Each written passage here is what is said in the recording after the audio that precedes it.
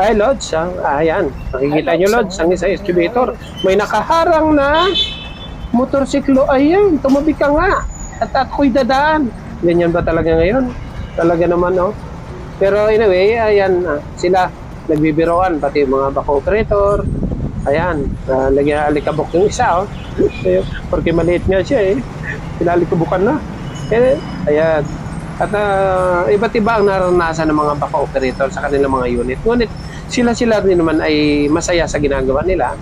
At kailangan samahan ng konting entertainment yung ginagawa nila para hindi malulungkot. At yung iba ay tulad nito, talaga nagtitiis kahit gaano tarik yung ahon nila, ginagawa nila. Nagsusumikap sila para makaahon lang sapagkat yan talaga ang trabaho nila lalo pat nasa bundok sila.